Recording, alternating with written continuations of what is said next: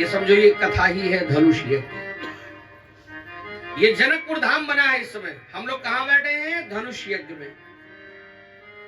और आप जितने लोग बैठे हैं ना कथा सुनने वाले, आप सब ऐसा समझो कि आप हो राजा महाराजा।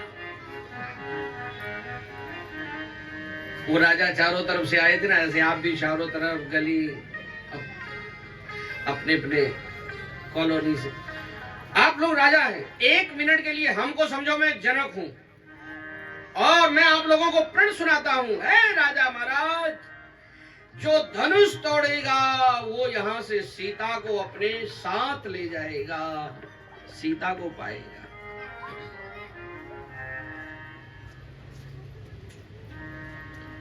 अब जरा गंभीरता से देखो, धनुष क्या है और सीता जी कौन है।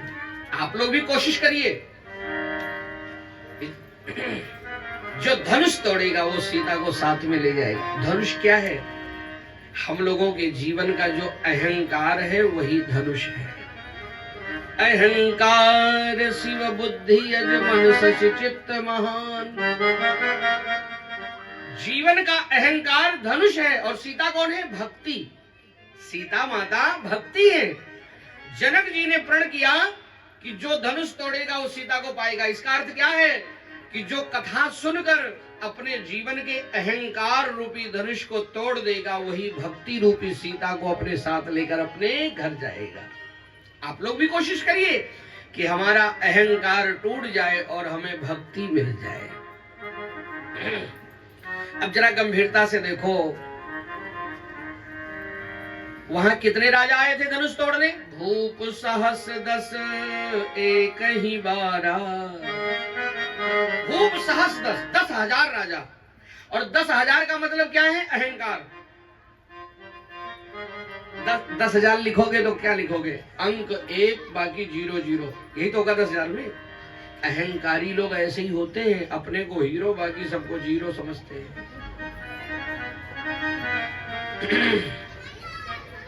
ये जो राजा लोग हल्ला मचा रहे, पकड़ लो सबको, पकड़ के बैठाओ सब राजाओं।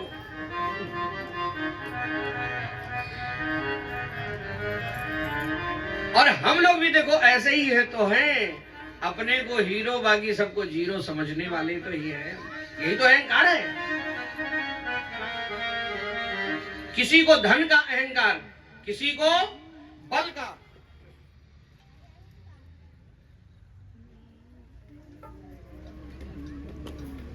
श्री राम जय राम जय जय राम।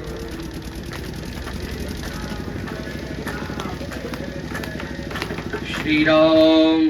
किसी को धन का, किसी को बल का, पद प्रतिष्ठा का, किसी को अपने बुद्धि का, पढ़े लिखे डिग्री का। कई लोग सोचते हैं ना कि दुनिया में जितनी बुद्धि है आधी हमारे पास है, आधी में सब है।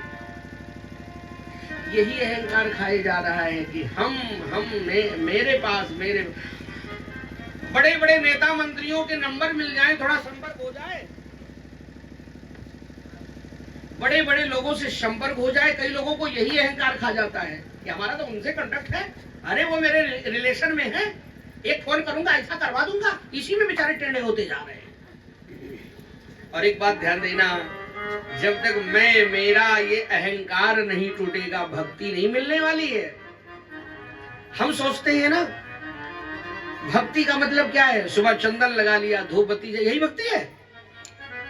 भक्ति का शुद्ध अर्थ है भज सेवायाम, धातु से भक्ति बनती है। मतलब तुम्हारे मैं का नाश हो जाए, अहंकार नष्ट हो जाए और सेवा का भाव जीवन में आ जाए, दूसरों के प्रति ईर्ष्या खत्म हो जाए और सबके सम्मान का भाव जग जाए। यहां से भक्ति शुरू होती है। मुख में हो राम नाम, जन सेवा हाथ में, यहां से भक्ति की शुरुआत होती है। अपने से किसी को बुरा न समझो, सबके प्रति सम्मान, आदर और सेवा का भाव। भक्ति का शुद्ध अर्थ है सेवा। मन सा वाचा कर्मणा, तुम्हारे पास तन मन धन जो भी है उससे परोपकार करो, सेवा करो, यहां से भक्ति शुरुआत होती है।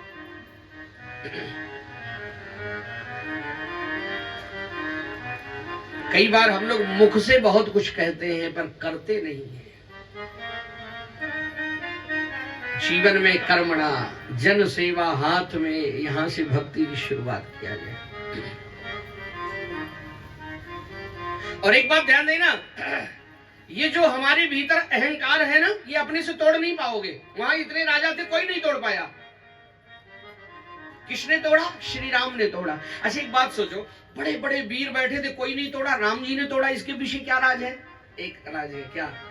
और राजा तो अपने बल से धनुष तोड़ने गए, पर राम जी अपने बल से नहीं गए, गुरु की आज्ञा, गुरुवर की आज्ञा शिरधार, विश्वामित्र जी का आदेश, आशीर्वाद लेके गए। इसका मतलब जो आपके भीतर अहंकार है ना, वो अपने से तुम नहीं तोड़ पाओगे।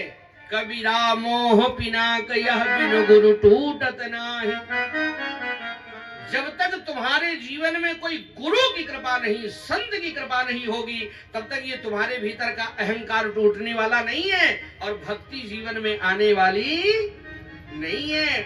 हम भक्ति के नाम पर दंभ करते हैं, दिखावा करते हैं कि हम तो ये करते, हम ये करते, ये करते। ये हमारा दंभ है, दिखावा है। हमारे जीवन में हमारे भीतर का अहंकार टूट जाए और भक्ति आ जाए, ये जब गुरु की संत की कृपा होती है। देखो, और नहीं तोड़ पाए, राम जी ने तोड़ा। क्यों? राम जी अपने बल से नहीं, गुरु की आज्ञा से आगे बढ़े हैं धनुष तोड़ने। हमारे जीवन में गुरु संत की कृपा जरूरी। आजकल सोशल मीडिया पर देखो, कितने संतों को, ब्राह्मणों को, सनातन को, कितना लोग क्या क्या कह रहे हैं। ऐसी बुद्धि भ्रष्ट होती जा रही है, पतन के रास्ते पे है। अपने को इतना बुद्धिमान समझते। कोई मुसलमान अपने इस्लाम की कभी निंदा नहीं करता है, क्रिश्चियन नहीं करता, सिख कोई नहीं करता है। केवल ये हिंदू इतना स्वतंत्र है भारत में कि जब इच्छा हो सनातन को, संत को, धर्म को, शास्त्र को जलाए, गाली दे, निंदा करे, जबकि वो अपना ही भविष्य चौपट कर रहा है। पर निंदा करके, गाली दे के सनातन, तुम सनातन का क्या बिगाड़ोगे?